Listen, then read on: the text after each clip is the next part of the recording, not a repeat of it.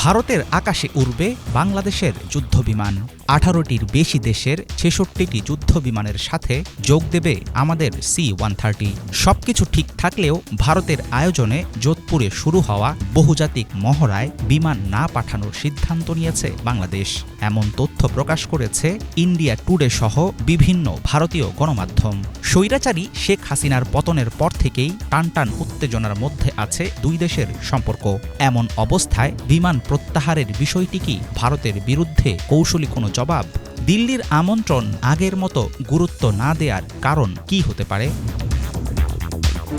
ভারতীয় বিমান বাহিনীর ইতিহাসে এখন পর্যন্ত সবচেয়ে বড় এয়ার এক্সারসাইজ ইভেন্টের নাম তরঙ্গ শক্তি। মিত্র দেশগুলোর মধ্যে সামরিক সহযোগিতা বৃদ্ধির লক্ষ্যে এমন আয়োজন করা হয়েছে বলে জানিয়েছিলেন দেশটির বিমান সেনার উপপ্রধান এয়ার মার্শাল এপি সিং। এই যুদ্ধ মহড়া থেকে বাংলাদেশের বিমান সরানোর সিদ্ধান্ত নিয়ে চলছে নানা রকম জল্পনা-কল্পনা। বিশ্লেষকদের ধারণা, আঞ্চলিক নিরাপত্তার দিক থেকে দেখলে বাংলাদেশের এমন পদক্ষেপ ভারতের জন্য হতে পারে দুশ্চিন্তার কারণ।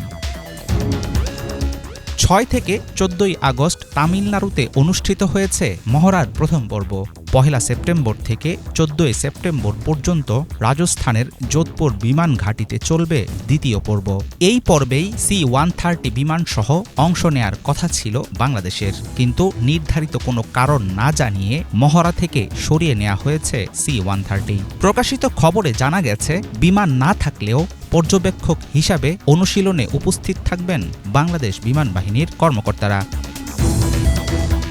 বাংলাদেশের বিমান সরিয়ে নেয়ার ফলে সেই জায়গা নিচ্ছে দক্ষিণ এশিয়ার আরেক রাষ্ট্র শ্রীলঙ্কা। নিজস্ব C-130 বিমান নিয়ে দেশটির মহড়ায় অংশগ্রহণ করার কথা জানা গেছে। অনুশীলনে থাকছে অস্ট্রেলিয়ার F-18, শ্রীলঙ্কার C-130, গ্রিসের F-16 এবং মার্কিন যুক্তরাষ্ট্রের A-10 ও F-16। পাশাপাশি ট্রেনিংয়ে অংশ নিচ্ছে ভারতীয় বিমান বাহিনীর Rafale, Sukhoi, Miraj, Jaguar, MiG-29 সহ প্রথম সারির যুদ্ধবিমান। দেশীয় প্রযুক্তিতে তৈরি তেজস, প্রচণ্ড ও রুদ্রসহ থাকবে সামরিক পরিবহন বিমানও।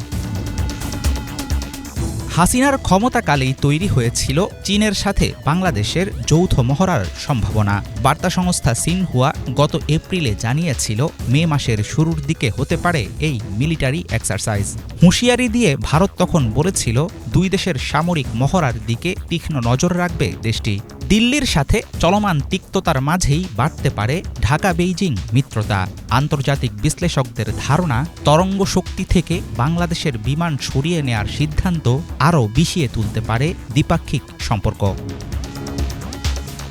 হাফিজুল ইসলাম, বাংলা ভিশন।